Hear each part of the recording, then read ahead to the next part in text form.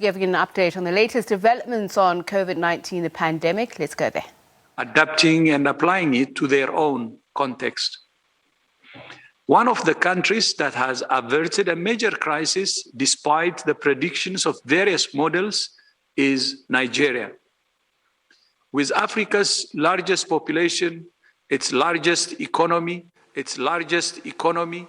and its largest city, what happens in Nigeria affects what happens in Africa.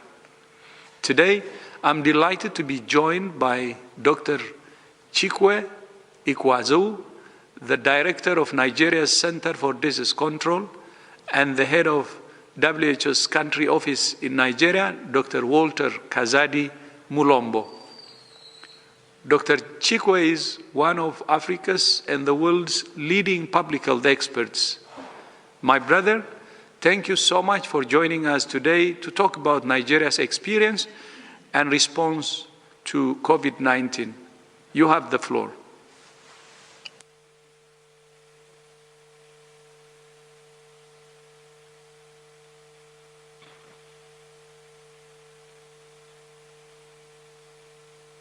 Sorry, I had to unmute. Thank you, my dear colleague and big brother, Dr. Tedros, and your team at WHO for inviting me to this important briefing.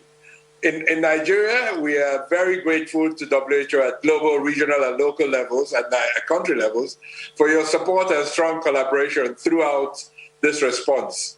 Tomorrow, the 27th of February, actually marks 1 year, exactly 1 year, since Nigeria's first COVID-19 case was detected. And since then, we've had 150,000 cases with about 1,800 deaths. Although the number of cases in Nigeria and Africa have been lower than initially estimated, this pandemic has had a devastating impact on our country. Millions of people have been exposed to the direct and indirect impacts of this pandemic. However, DG, we have learned many lessons from this response, and I thought to share only three. Firstly, on coordination. Political leadership has been critical in shaping preparedness and response in Nigeria. In March 2020, His Excellency, Mr. President Muhammadu Buhari, established a presidential task force on COVID-19, chaired by the Secretary to the Government of the Federation, Mr. Boss Mustafa. And this PTF has really provided much needed multi-sectoral coordination, providing clarity of vision and determination in delivery. Secondly, I'd like to speak on collaboration. Nigeria is a big country, 200 million people, 37 federal states. Our response has been driven by strong collaboration across federal and state governments, multilateral organizations such as WHO and the private sector, government and its citizens. So for the public health response, we had an emergency operations center hosted here at NCDC, but bringing together all the other partners responding in one room. Thirdly, DG, I'd like to speak on solidarity. This is a word you have used a lot over the last year. And for us, this is not just about governments working together, but also about communities and individuals playing their part. Our campaign, Take Responsibility, really struck a chord in Nigeria as we pulled everyone, all Nigerian citizens, into our response to become champions of the so-called public health measures, physical distancing, wearing of masks, hand hygiene, and avoiding crowded places. Now to vaccines, DG. We know that despite the best efforts of our government, it will still take a while to get vaccines to everyone. Therefore, this solidarity among our population will remain very important throughout the year. In Nigeria, our response has always been guided by an incident action plan that is adapted from WHO's Strategic Preparedness and Response Plan. While there's still some uncertainty about the year ahead of us, especially with the emergence of variants of concern, we recognize that much clarity on what needs to be done. We recognize that we need more clarity on what needs to be done.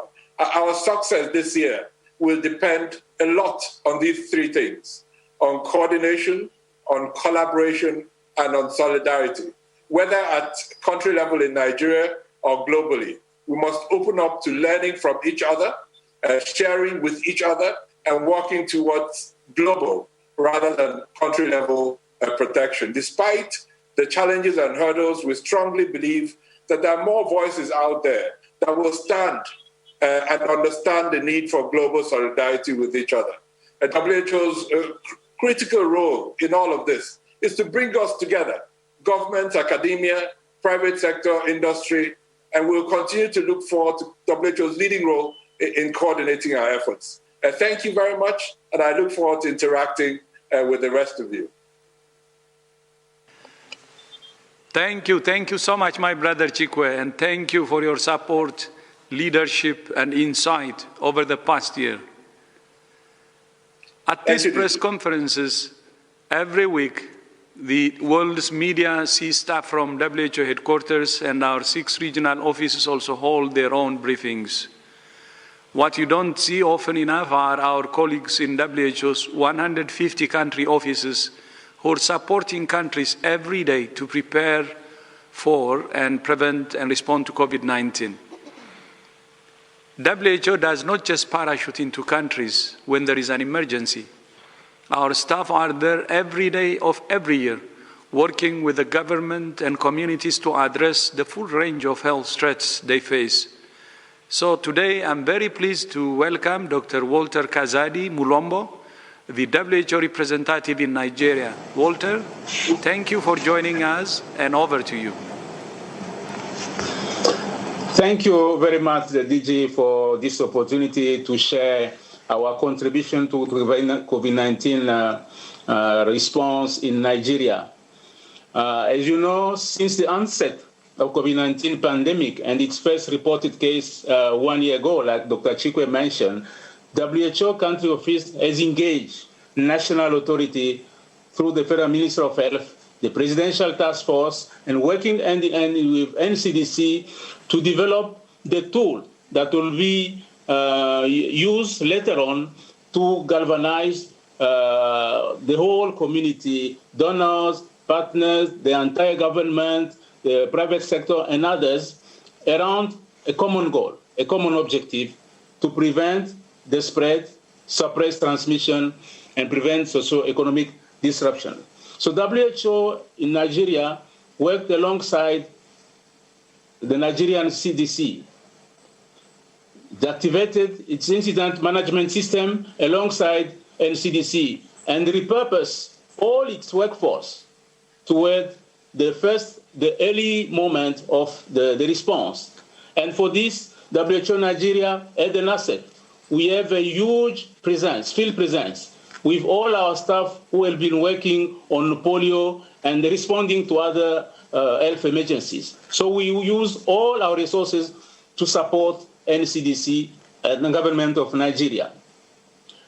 Also, an important dimension to the response is partnerships. So we leverage upon the UN country team under the leadership of the UN resident coordinator to galvanize all effort within UNCT and to mobilize resources to support the multisectorial response plan that was put forward by the government. As the UN, we were able to mobilize over $73 million that were used to fly into Nigeria, supplies, equipment, reagents, which were used to save lives and try to control the epidemic from the beginning. As you know, Nigeria has gone through 2 waves. There was the first wave, which was brought under control around after August, and then we had the second wave that started toward early December, and which is currently being brought under control.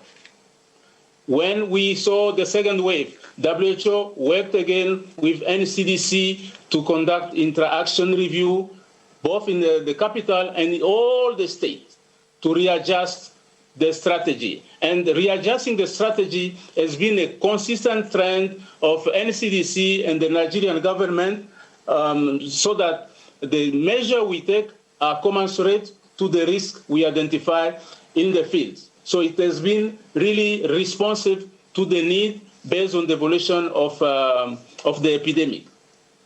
WHO more recently supported the country to develop its vaccine deployment and vaccination plan for COVID-19.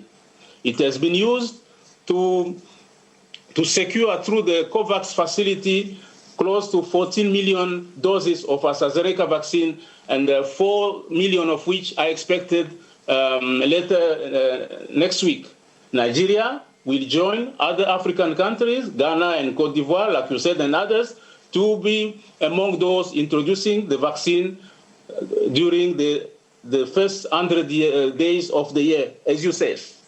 So the launching of the new strategic preparedness and response plan by WHO is an opportunity for us to further work with the NCDC and the government to refine again the strategy based on evidence and science. I would like to recognize the great contribution and the expertise of Dr. Chikwe and his team and the whole of government for an unprecedented commitment, which make the WHO work, or the UN as a whole work, even more interesting and a good learning case for other cities. Thank you, and over to you, DJ. And that is an update at the World Health Organization headquarters in Geneva, where country experiences are being shared. You've just heard from Nigeria's various African countries, of course, contending not only with COVID-19, and now with the specter of the Ebola virus, and also talking about their vaccination programs. Right, it's